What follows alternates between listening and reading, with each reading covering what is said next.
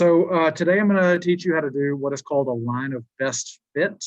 And it is possible to do a line of best fit by hand, like with a pencil and a piece of paper to find the equation for that line. But it's really awful to try to do it by hand. So awful it would take us the entire class period to do one problem.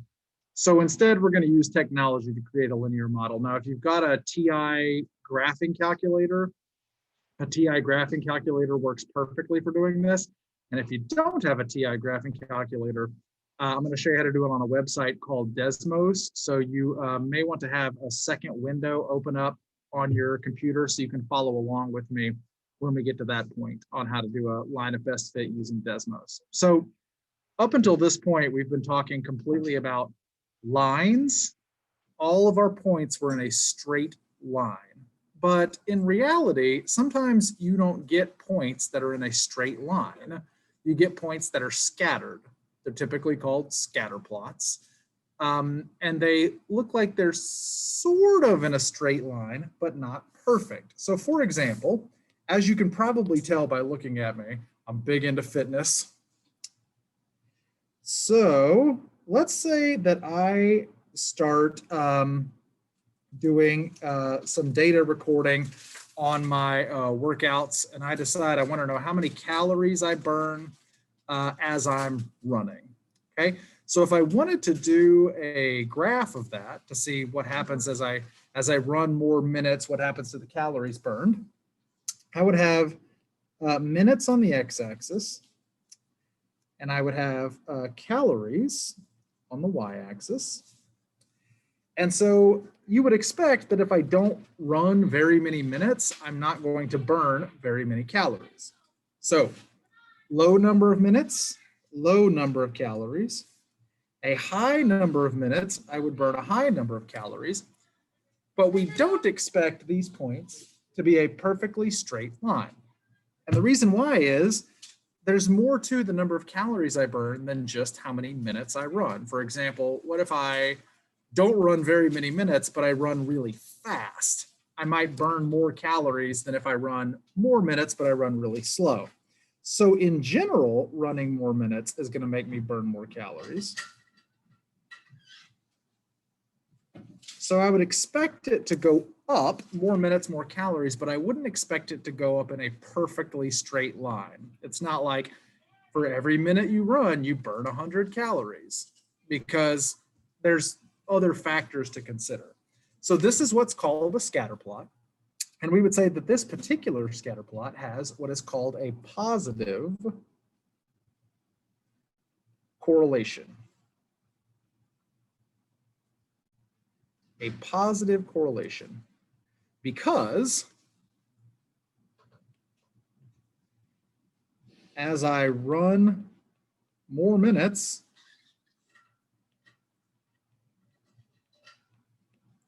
I burn more calories.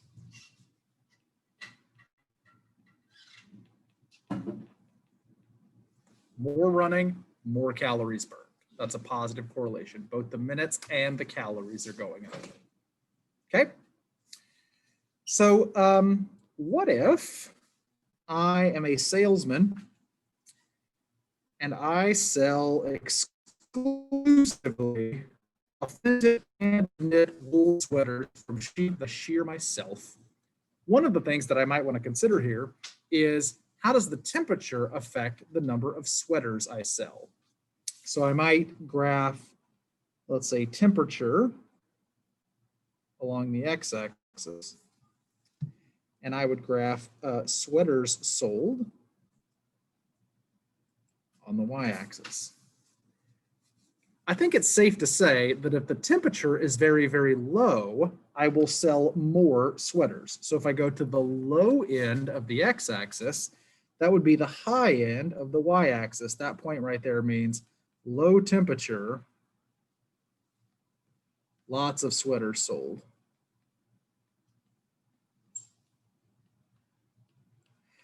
I would expect as the temperature increased, as it got warmer outside, I would sell fewer sweaters, but I wouldn't expect it to be in a perfectly straight line.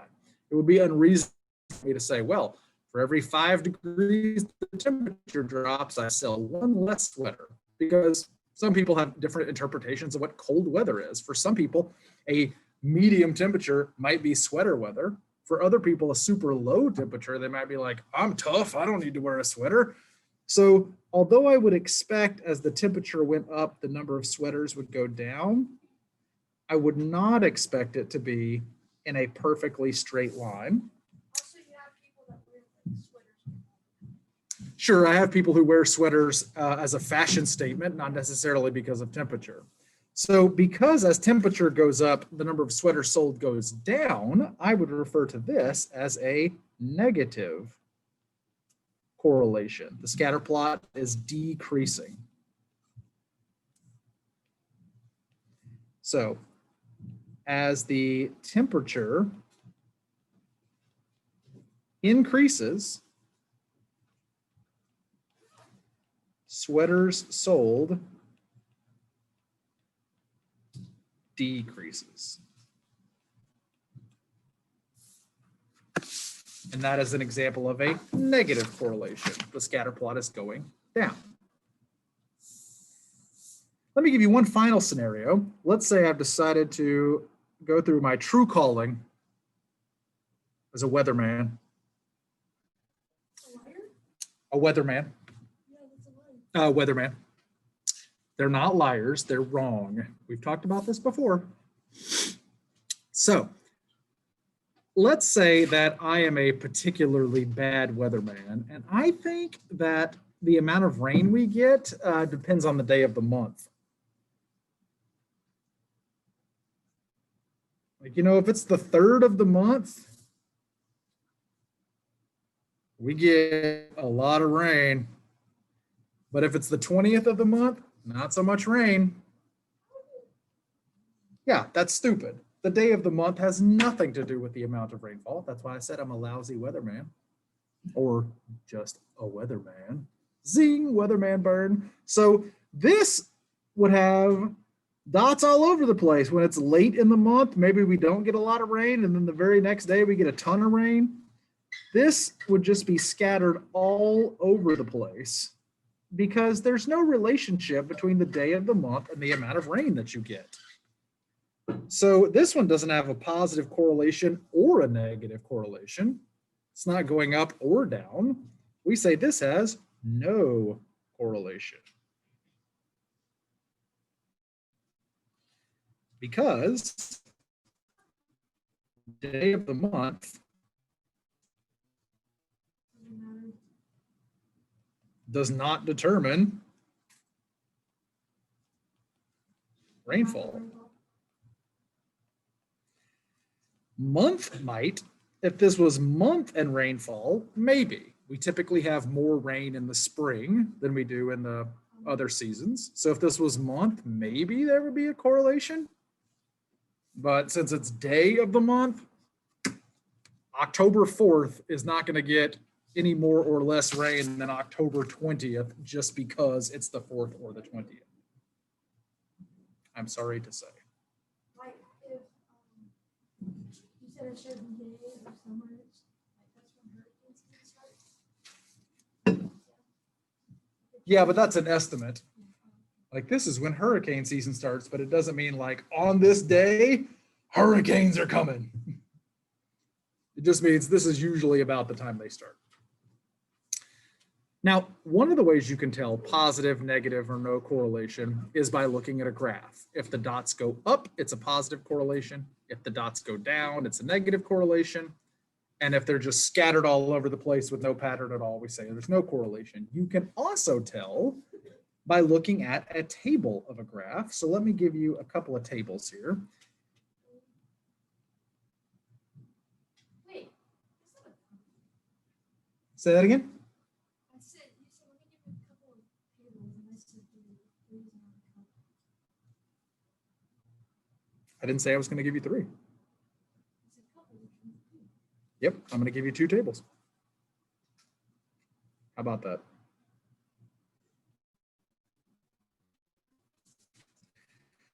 So here's an example of a table. Would you say that this has a positive or negative correlation? So what we look at is as X increases, what happens to Y? So right here, X is going up. I start at 1 and I work my way up to 6. So X is increasing.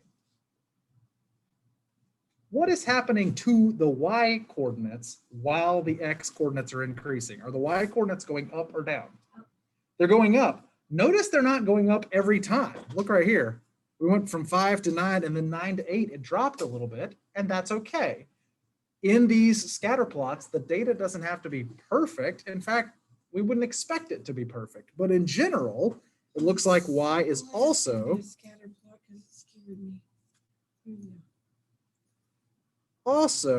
increasing. So would we say that this has a positive or a negative correlation? It has a positive correlation.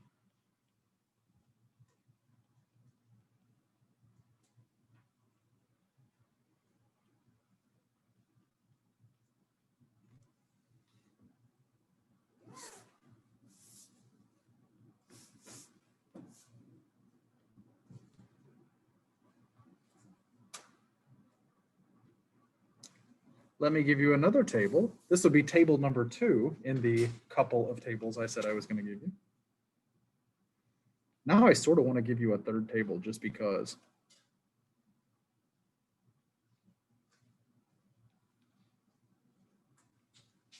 Are you assuming that couple could be 3?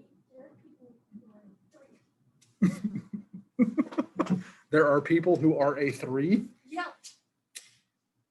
You know what? I've been described as a solid 3 myself now that you mention it.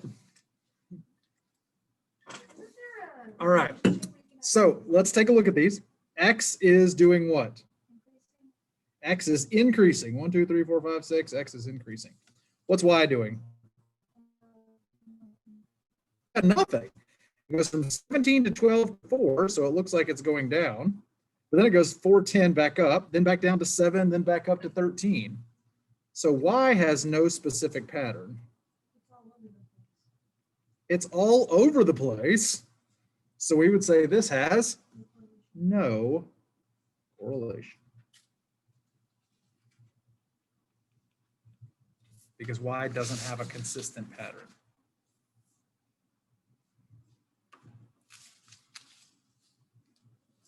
So what you can do, believe it or not, is I can fit a line to a scatter plot. If I were to create a scatter plot of data, I'm just going to make up a scatter plot here.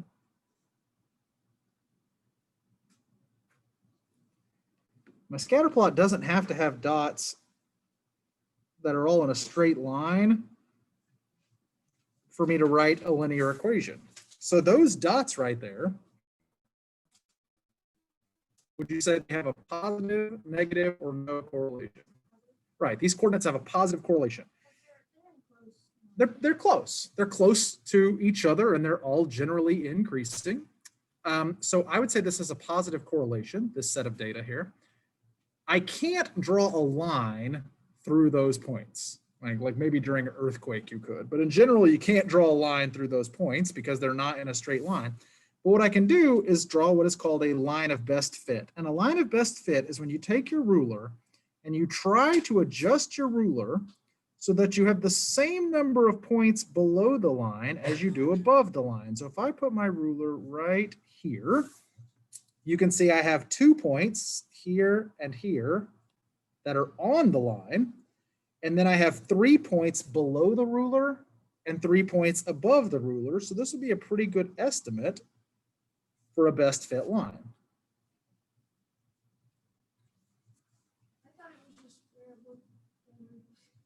It goes through 2 points, then I have 3 above and 3 below. That's a pretty good estimate. I could even find the slope of this line, and I could probably find the y-intercept too if I had some points. Now, as I said, you can do this with a pencil and a piece of paper and a lot of dedication and effort. But this being the year 2020, there are multiple technology options that will do the line of best fit for you. The TI-84 graphing calculator is probably the most common used in high school because that's the calculator that you're given on your STAR, EOC, SAT, ACT, whatever new abomination they're giving you. That's the calculator they give you, and you can do a best fit line on a TI graphing calculator. But in real life, you are probably not going to own a TI graphing calculator. To me, this is one of the greatest tragedies of all time, is that you will not own a TI graphing calculator, because I think every house needs a TI graphing calculator. But alas, you will probably use the internet. And you'll use the internet for two reasons. Number one, it's very convenient. And number two, it is very inexpensive. It's about $140 cheaper to use a linear regression calculator online than to buy a TI-84, because TI-84s cost $140. So as I said at the beginning, I want you to have a separate window open so you can go to this website, and the site I'm going to navigate to is a really cool math site called Desmos. Huh? I'm getting there. Patience is a virtue.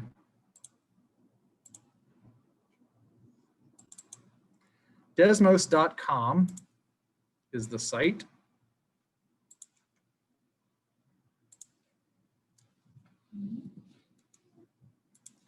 Desmos.com.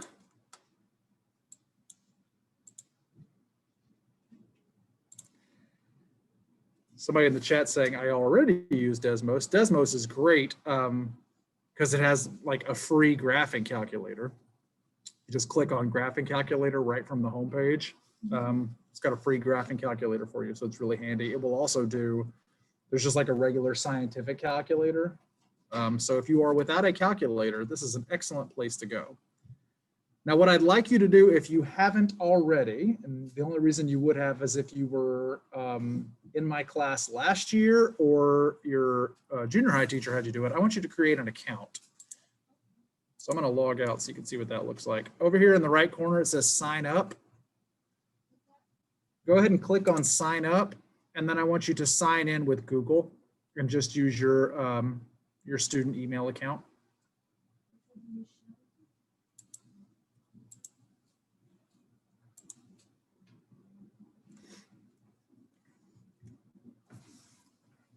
And I'll give you just a minute to do that. And once you have that taken care of, we'll open up the graphic calculator. But go ahead and sign up for an account, because we are going to use this website more later in the year. And so you'll need to have an account eventually. So let's just go ahead and make one right now. And you could just sign in with your student Google account. That would be ideal. Make it easy for me to find you. Easy for me to hunt you down later.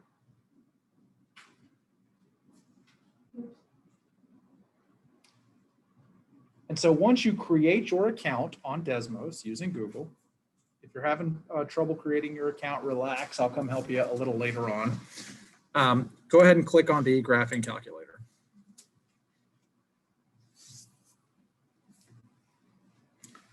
So you don't need to do this part, but while you're getting signed up and logged in and stuff, I just want to show you one of the primary uses you'll have for the graphing calculator in algebra, which is actually graphing things. We just got done with our unit over slope and y-intercept. So if I give you an equation in slope-intercept form like y equals 4x plus 2, Desmos will graph that for you and show you what y equals 4x plus 2 looks like, which is handy. You can even graph multiple at the same time. I want to compare that to -1/4 x, which would be parallel, -1/4 x minus 2. And I can get a perpendicular line on there. Let's go ahead and get a parallel line on there too, just for fun. 4x plus, that'll give me a parallel line. It's a really good way to do some graphing. Does it super, super quick for you. I'm gonna go ahead and get rid of this, because what I wanna do is I wanna put in a scatter plot. For those of you that have the notes printed out, I'm going to be using the data that is listed on page 7. If you don't have the notes printed out, pay close attention because I'm about to put it up here for you. I'm going to click on this plus sign right here that says add item up in the top left-hand corner. Plus sign, add item, and I'm going to go down and select table. This is going to give me an X and a Y table. You'll notice this one's called X1 and this one's called Y1. That's going to be important in a minute that it's not called X and Y, it's called X1, Y1. But I'm going to go ahead and put in the data from this table. So the first point was 2, 3. The next point was 4, 4. If you are in class with the printed notes, you have this table already. If you're not in class, if you're zooming from home, you just need to copy the numbers that I'm putting in. The last point we're going to do is 10, 10. And you'll notice as I put the points on, Desmos automatically starts creating my scatter plot over on the right side.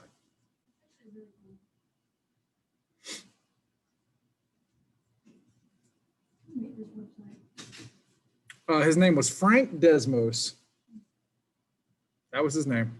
That's a true statement that I did not just make up. Frank Desmos.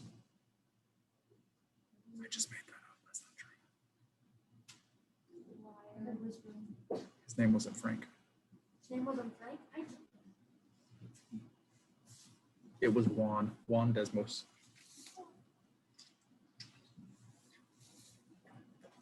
Okay, so when I'm looking at this scatter plot, I can see from my table that I put in 6 points, but on the graph, I can only see four of the points. And that's because the other 2 points, 8, 7, and 10, 10, are way up in the corner beyond what I can see. So I want to go ahead and adjust what I can see in my graph. Now, one way you can do this is by using your fingers on your trackpad, or if you have a scrolly mouse, you can scroll in and out. I can scroll way out until I can see all 6 of those points. The plus minus signs over here will also work. These plus minus, and you can click and drag to like put it in the center. So you can kind of drag it around like that till you can see all the points, and that's fine. But you could also just tell the window how big you want it to be. So let's click on this wrench up here that says graph settings in the top right-hand corner. Graph settings, click on that. And down at the bottom of this window, it says x-axis and y-axis with some numbers. Those are the numbers that you want your graph to start at and end at. So like for x-axis, I don't need any negative numbers. So I'm gonna make the x-axis start at 0. And the highest x value I had was 10. So I'm gonna go a little bit above that. I'm just gonna go ahead and go with 12. Step is how much you want each line to be worth, what you want it to go up by. I'm just gonna pick 1. I want to go up by 1s. I think for y-axis, I can also do 0 to 12. I don't need any negatives, and the highest the y goes is also 10. So let's go 0 to 12 with a step of 1. And then I'll just go ahead and click the wrench again to close. Well, I'm gonna take off the minor grid lines. Okay, and then I'm just gonna go ahead and click the wrench to close that. Okay, cool. So there's my scatter plot, which does not look too bad. Pretty decent scatter plot. But I don't want just the scatter plot. I want to know what is the line that I could write that would go through those points, my best fit line. So the way that I'm going to get Desmos to tell me what that line is that I'm going to go back to my plus sign. I clicked on the plus sign to add the table a minute ago. Now I'm going to click on the plus sign and add an expression. So plus expression. And I want slope intercept form. I want y equals mx plus b to give me, so I have the equation, but I can't use y and x because what were the labels on my table? They were not x and y, they were x1 and y1. See that on the table, how they were called x1 and y1? So instead of doing y equals, I'm gonna do y1 equals. And instead of mx, I'm gonna do mx1 plus b.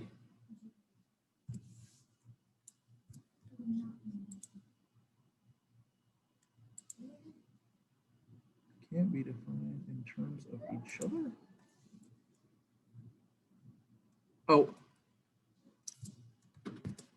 right. Sorry, important safety tip here. I can't actually use the equal sign because it's not equals. It's not going to be a perfectly straight line. So I typed equals. I'm sorry, I told you wrong. It's not equals because it's not what it equals. It's approximate. So instead, I'm going to do the little wavy line that means approximate. The way you do that is just below the escape key on your keyboard, you should see the little wavy line. You do shift wavy line. If you just type 1, it does it automatically. Good question. She asked, how do you do the little 1? If you just do Y1, it automatically does it as a subscript.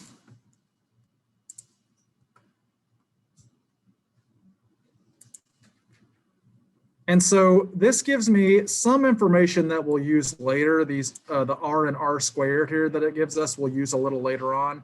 But the important thing we want is the M 0.833333 and the B, which is also 0.833333. That's the M and the B for my equation. So what I could write is that my equation was Y equals 0.833 plus 0.833.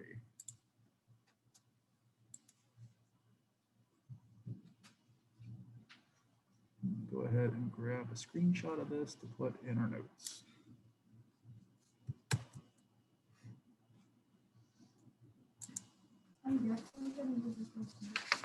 Yeah, it's pretty cool.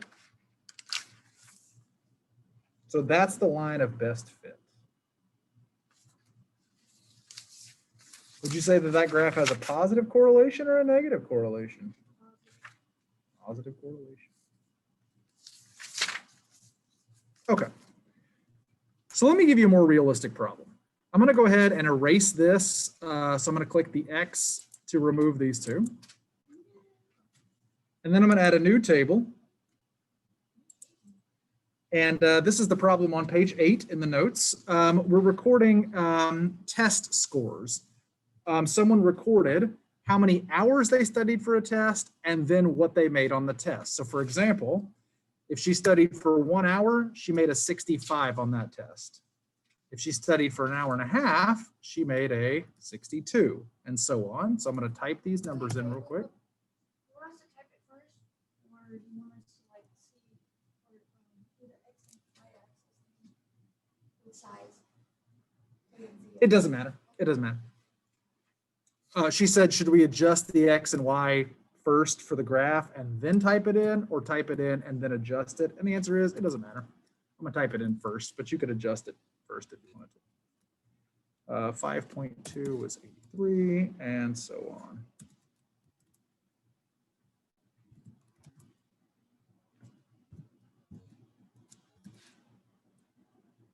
I don't know if studying actually helps me unless you just actually pay attention. Looks like if she studies for 8 hours, she made a 98. She needs to go to full day. Can't imagine what kind of nerd would study for 8 hours. Am I right, kids?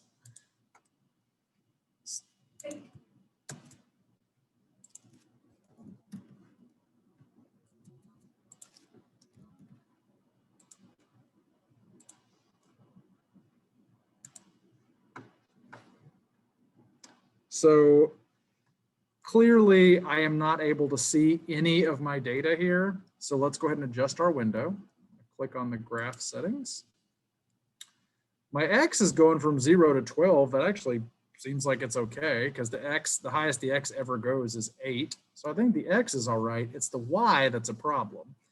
I'm not going to have a negative grade, so I can leave the Y at 0, but the max, clearly the max you could make on a grade would be 100. So I need my Y max to be 100. And I think I'm going to change the step to maybe 10.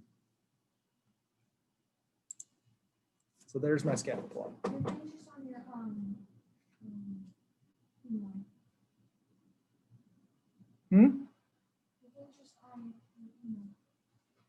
My thing's just on my email. Oh. Sorry, I was emailing that screenshot to myself.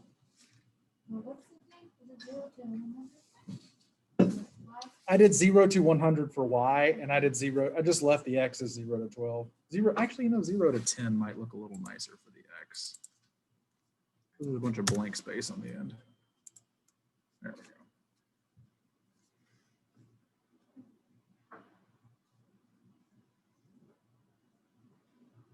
So would this have a positive, negative, or no correlation? Positive correlation, which means what for this girl studying? Every time she studies more, she has hours for her study, her grades get better. That's exactly right. We can say that more simply by just saying, if you study more, your grades are better. Hopefully that information doesn't blow anybody's mind. More studying, better grades. You might have to decide, like if I study for 7 hours, I can make a 90. If I study for 8 hours, I can make a 98. Would I study 1 more hour for 8 points? You can see there's a big difference between studying for 6 hours and studying for 7 hours. Going from 6 to 7 is a no-brainer. Going to 7 to 8. Okay, so how do I get the best fit line? Well, I'm going to click on plus again, and I'm going to add an expression. And that's going to be y1 is approximately equal to mx1 plus b. It tells me the slope is 4.55967, and the y-intercept is 57.9447. So explain to me what those numbers mean. What does the 57.9447 mean? The y-intercept is 57.9447. What does that mean? That's a grade, right? Grade of 57.9. That's the grade she expects if. Exactly. That's her grade if she studies for 0 hours. The y-intercept, the definition of it is the place where the x-coordinate is 0. In this case, the x-coordinate was the number of hours she studied. So when the x-coordinate 0, she studied for 0 hours. So what the y-intercept is saying is, we guess that if she studies for 0 hours, she can expect a grade of about a 58. Now look at the slope, 4.55967. We'll just call that 4.56. What does the 4.56 mean? Be more specific. It goes up every time she studies more. It goes up by how much? Goes up by 4.56 points on average every time she studies.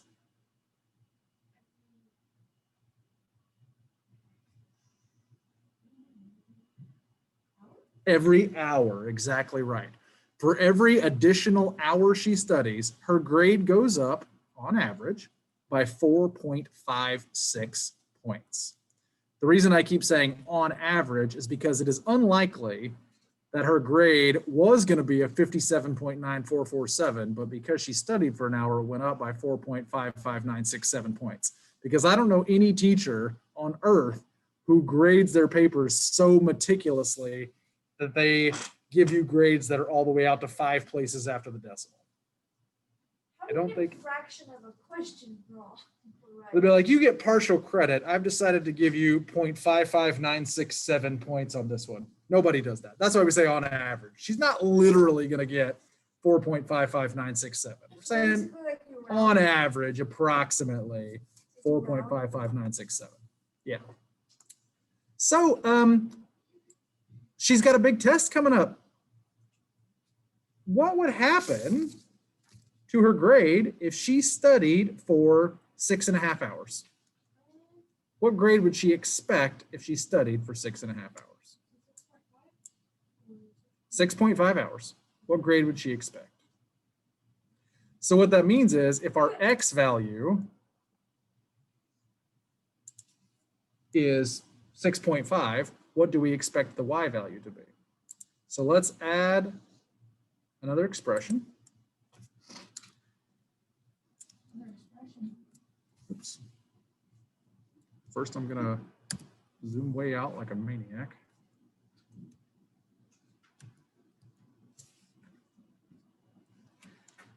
Let's type in the, good Lord, up on my screen. Okay, we're gonna type in here. What happens if I do? The slope was 4.55967 times 6.5 hours plus 57.9947. 87.632555.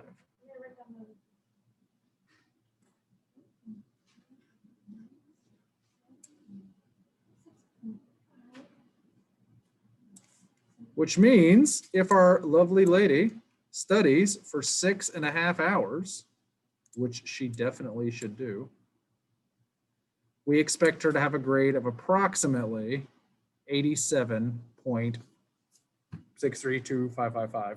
Probably the teacher's going to call that an 88, although if this teacher is grading out to 5 places after the decimal, they may give her an 87.632555. This is called interpolation, which is whenever you predict within the data set. Now here's where you run into troubles with something called extrapolation. What if she says to herself, I wonder what grade I would get if I studied for 12 hours? This is a really important test. I'm going to study for 12 hours. So I'm going to replace the x with 12. Same equation, but replace the x with 12. Looks like her grade's going to be 112.7, 113. She's going to make 113 if she studies for 12 hours? No, because the highest grade you can get is 100. So why doesn't this work? Why does 12 hours not work? And the answer is 12 hours is outside of our data set. When we made our best fit line, the most hours we ever put in was 8. That means our best fit line is not good for predicting anything beyond 8 hours.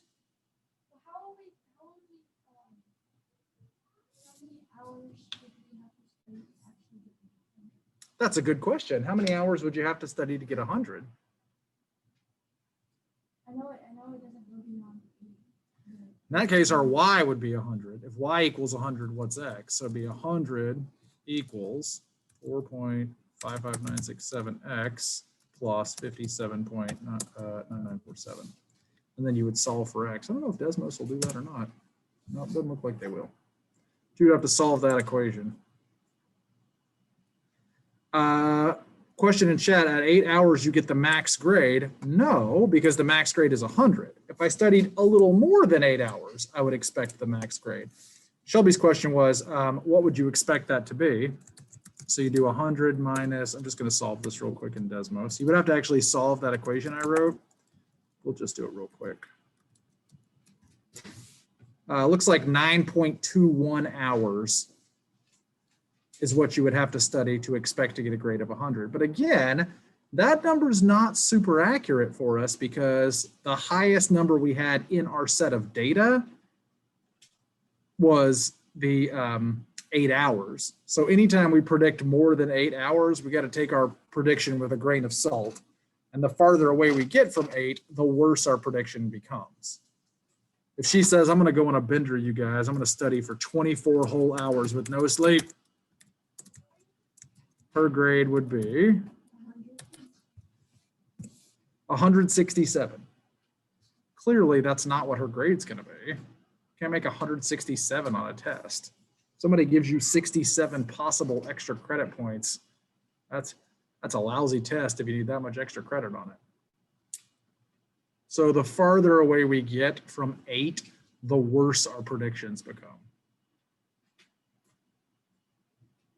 Even predicting 0 is a little risky. That y-intercept of 57.9947, probably not the most accurate number because our lowest number of hours in our data set was 1. So if we go lower than 1, we can't rely on our prediction that much. That's called extrapolation. And extrapolation is bad, okay?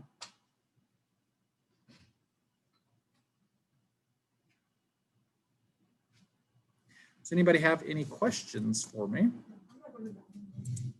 That's not a question. Okay. I'm looking for lots of no's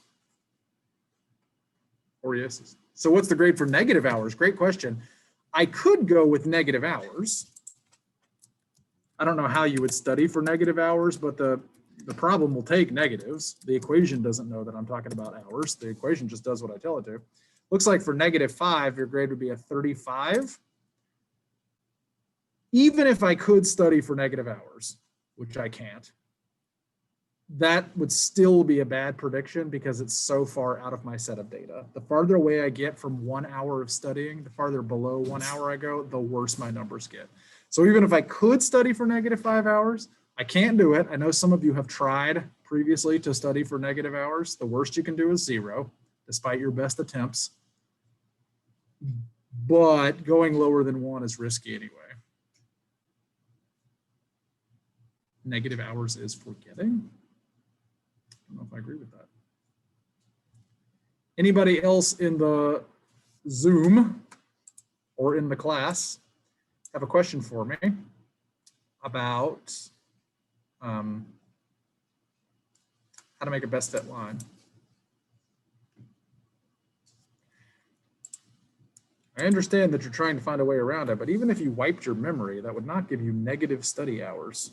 You cannot have negative time unless you're studying in a DeLorean that's going 88 miles an hour.